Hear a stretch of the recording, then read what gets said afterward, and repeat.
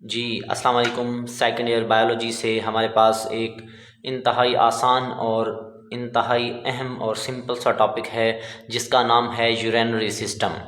तो सबसे पहले अगर हम बात करें कि हमारे पास यूरिनरी सिस्टम होता क्या है, वो सिस्टम जो इन्वॉल्व होता है यूरिन को बनाने में और उसको जिस्म से रिमूव करने में, एक्सक्रीट करने में, खारिज करने में, उस सिस्टम को हम नाम देते हैं, they are called as urinary system.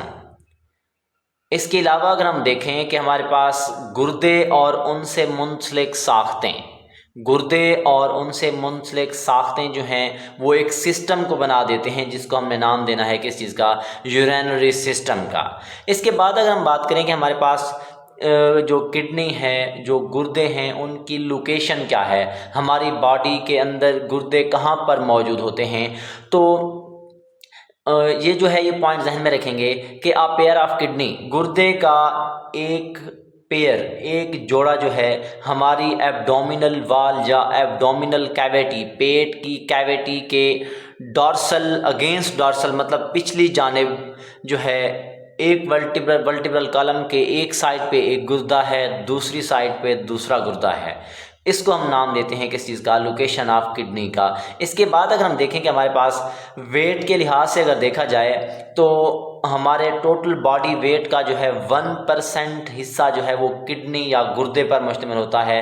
लेकिन जब एक हार्ट बीट होती है, जब एक दिल की धड़कन मुकम्मल होती है, तो एक हार्ट बीट पर जो है ये जो गुर्दे होते हैं टोटल ब्लड का 20% हिस्सा जो है क्या करते हैं, उसको रिसीव करते हैं। हमारी बॉडी के वेट के लिहाज से सिर्फ 1% है, लेकिन ब्लड जो है एक हार्ट बीट पर जो है हमारी बॉडी के अंदर जो ब्लड है उसका 20% हिस्सा जो है उसको रिसीव करने वाले जो ऑर्गन्स हैं वो क्या हैं, किडनीज़ हैं। इसके बाद अगर हम बात करें कि हमारे पास जो किडनीज़ हैं, जो गुर्दे हैं, उनकी प्रोटेक्शन कैसे की जाती है, तो सबसे पहले जो है आप जहन में रखेंगे कि दोनों किडनीज़, मतलब हमने पहले बात की हुई है कि एक इंसान के अंदर दो गुर्दे होते हैं, उनको एक बहुत ही बारीक मेम्ब्रेन जो है वो उसकी हिफाजत करती है, उसको प्रोटेक्शन देती है। उस मेम्ब्रेन को हमने नाम दिया हुआ है रेनल कैप्सूल का। अब रेनल कैप्सूल के साथ साथ कुछ या थोड़ी सी अमाउंट में, थोड़ी सी मिकदार में जो है फैट्स भी होते हैं जो कि प्रोटेक्शन देते हैं गुर्दे को। इसके अलावा जो हमारी रिब्स हैं, हमारी पसलियां हैं, उनका आखिरी जोड़ा भी हिफाजत करता है गुर्दों की। इसके बाद अगर हम बात करें कि हमारे पास स्ट्रक्चर ऑफ किडनी क्या है, गुर्दे की साख्त कैसी है, तो अगर उसका हम तूली तराशा लें, उसका क्रॉस सेक्शनल लें, तो उसके अंदर हमें दो रीजन्स नज़र आते हैं, दो इलाके नज़र आते हैं, दो हिस्से नज़र आते हैं, जो कि एक को हम कहते हैं कॉर्टेक्स या रेनल कॉर्टेक्स और दूसरा है मेडुला, और इसको हम रेनल मेडुला भी कहते हैं। अब ये जो कॉर्टेक्स है ये आउटर रीजन है, गुर्दे का बैरूनी इलाका है, और ये डार्क रीजन होता है। इसके अलावा अगर हम बात करें कि हमारे पास मेडुला जो है वो इनर रीजन है, और जो इनर रीजन है वो क्या होता है, थिक रीजन होता है, इसको हम नाम देते हैं रेनल मेडुला का। इसके बाद अगर हम बात करें कि हमारे पास जो किडनी है उनको बनाता कौन है, उनकी स्ट्रक्चरल या फंक्शनल यूनिट क्या है, तो वो क्या चीज़ होती है, नेफ्रॉन है। अब जो गुर्दे जो हैं मिलियंस ऑफ, बहुत ज़्यादा तादाद में फंक्शनल यूनिट्स पर मुश्तमिल होती हैं, उन फंक्शनल यूनिट्स को हम नाम देते हैं किस चीज़ का, नेफ्रॉन्स का। इसके बाद अगर हम बात करें, नेफ्रॉन्स के पास एक्सटेंसिव ब्लड सप्लाई होता है, मतलब बहुत ही ज़्यादा ब्लड कैपिलरीज के गुच्छे पाए जाते हैं जो कि क्या करते हैं, ब्लड सप्लाई करते हैं किस चीज़ को, किडनीज़ को या नेफ्रॉन को। इसके बाद अगर हम देखें कि हमारे पास हमें एक और चीज़ नज़र आती है जिसको हम नाम देते हैं पेल्विस का या रेनल पेल्विस का।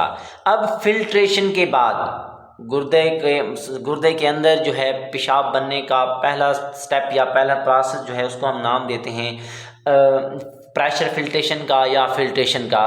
तो उस फिल्ट्रेशन के बाद, मतलब कि जो फिल्ट्रेशन का प्रोसेस हो रहा है, फिल्ट्रेशन के बाद जो ब्लड होता है, ब्लड पर फर्दर प्रोसेसिंग की जाती है, फर्दर इस पर अमल किया जाता है through out the tubular system, पूरी ट्यूबुलर सिस्टम के अंदर। उसके बाद जो है यूरिन बन जाता है, उसको हम कलेक्ट कर लेते हैं एक कैविटी में। अब जब उस यूरिन को कैविटी के अंदर कंट्रोल करते हैं या कलेक्ट करते हैं, उस कैविटी को हम नाम देते हैं, they are called as renal pelvis या पेल्विस। इसके बाद अगर हम देखें, हमारे पास सिंपल सा पॉइंट है जिसको हमने हाइलस का नाम दिया हुआ है। अब जो हमारे पास गुर्दा है, गुर्दे की जो कनकेव साइड है, जो मकर सतह है, उसकी वस्त में एक डिप्रेशन होती है, एक गड्ढा मौजूद होता है। उस गड्ढे को हमने नाम देना है किस चीज़ का? हाइलस का। इस गड्ढे के अंदर ब्लड कैपिलरीज इंटर भी होती हैं और इसी गड्ढे से ब्लड कैपिलरीज बाहर खारिज भी होती हैं, बाहर रिमूव भी होती हैं। इसके साथ साथ जो है, जो ब्लड कैपिलरीज के अलावा यूरेटर भी क्या करता है, इसी के अंदर दाखिल होता है और इससे बाहर भी रिमूव हो जाता है। इसके बाद अगर हम बात करें, हमारे पास है यूरिनरी ब्लैडर। अब दो यूरेटर जो हैं गुर्दों से पेशाब लेकर आते हैं, गुर्दों से यूरिन को लेकर आते हैं और वो दोनों जो है एक थैले के अंदर, मस्कुलर बैग के अंदर खुलते हैं। उसको हमने नाम दिया हुआ है किस चीज़ का? यूरिनरी ब्लैडर का। अब यूरिनरी ब्लैडर के अंदर एक स्फिंक्टर मौजूद होता है जिसको हम नाम देते हैं यूरेटरल ऑरिफिस। इसको हमने नाम दिया हुआ है किस चीज़ का? जो स्फिंक्टर है या जो मतलब कि वहाँ पे सुराख मौजूद होते हैं, उनको हम नाम देते हैं यूरेटरल ऑरिफिस का। और ये जो मस्कुलर बैग है जहाँ पे पेशाब आकर स्टोर होता है, उसको हम नाम देते हैं किस चीज़ का? यूरिनरी ब्लैडर का। इसके बाद लास्ट में हमारे पास है यूरेथ्रा। अब यूरेथ्रा में क्या होता है कि जो पेशाब है हमारी बॉडी से रिमूव होता है, हमारी बॉडी को लीव करता है, लेफ्ट करता है हमारी बॉडी को, तो उस चीज़ को हमने नाम दिया हुआ है किस चीज़ का? यूरेथ्रा का।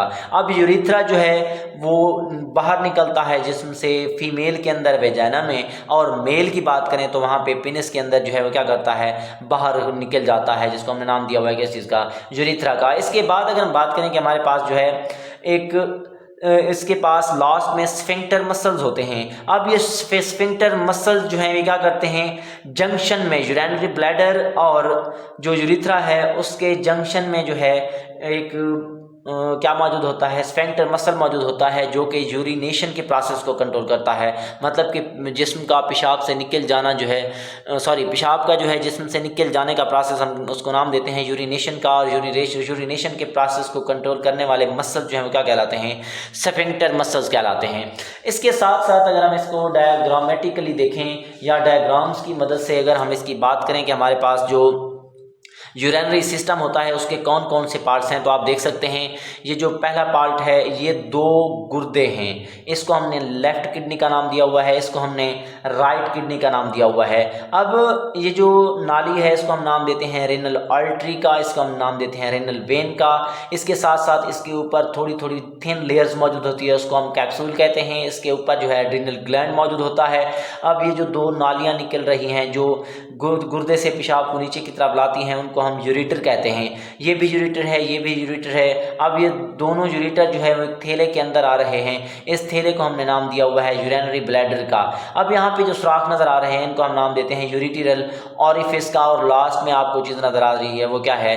यूरेथ्रा है। तो ये हमारे पास एक सिस्टम मौजूद है, इस सिस्टम को हमने नाम दिया हुआ है किस चीज़ का? यूरिनरी सिस्टम का। इसके बाद अगर हम बात करें, इसी तरह हमने बात की थी किडनी की साख्त की, गुर्दे की साख्त की, तो आप देख सकते हो ये बैरूनी इलाका है, इसको हमने कॉर्टेक्स का नाम दिया हुआ है। और ये अंदरूनी इलाका है, इसको हमने नाम दिया हुआ है किस चीज़ का? रेनल मेडुला का। अब ये जो मखरूती साख्तें नज़र आ रही हैं इनको हम कहते हैं रेनल पैरामिड्स। और ये वाला पार्ट इसको हम मेजर कोलेक्स कहते हैं, इसको हम माइनर कोलेक्स कहते हैं। अब ये जो आपको ये कैविटी नज़र आ रही है वो हाइलस है। अब ये जो हाइलस है, हाइलस के बाद या इससे पहले जो है यहाँ पे एक ये कैविटी है वो रेनल पेल्विस कहलाती है। और यहाँ पे जो गड्ढा है उसको हम नाम देते हैं किस चीज़ का? हाइलस का। हमने बात की थी कनकेव साइड या मकर सतह। आप देख सकते हो 2 तरह के लेंस होते हैं, एक लेंस जो है इस तरह का होता है, इसको हम नाम देते हैं कन्वेक्स लेंस, और दूसरा जो है वो इस तरह का होता है, उसको हमने नाम दिया हुआ है किस चीज़ का? कनकेव लेंस का। अब ये साइड डिप्रेशन मतलब यहाँ पे गड्ढा है, इसको हमने नाम दिया हुआ है, ये जो गहराई होती है इसी वजह से इसको हम कनकेव लेंस कहते हैं या मकर सतह कहते हैं। ये भी इसी तरह की है, इसी वजह से ये मकर सतह है। तो यहाँ से जो है हमारे पास एक डिप्रेशन मौजूद है, उसको हमने नाम देना है हाइलस का। इसी हाइलस के अंदर ब्लड कैपिलरीज दाखिल भी होती हैं और यहाँ से निकलती भी हैं, और यूरेटर भी इसी में से क्या होता है, निकलता है। इसके बाद ये जो नाली आपको नज़र आ रही है ये क्या कहलाती है, यूरेटर कहलाती है। तो ये हमारे पास आसान और सिंपल सा टॉपिक था जिसको हमने नाम दिया हुआ है किस चीज़ का, जो है यूरिनरी सिस्टम का। और यूरिनरी सिस्टम के साथ साथ हमने बात की है स्ट्रक्चर ऑफ किडनी की। उसके बाद अगर हम लास्ट में देखें कि हमारे पास नेफ्रॉन क्या होती हैं, नेफ्रॉन जो है ये टॉपिक लॉन्ग के हवाले से इंतहाई अहम है। इसके मतलब ये जो है अकेला भी लॉन्ग के तौर पर पूछा जा सकता है।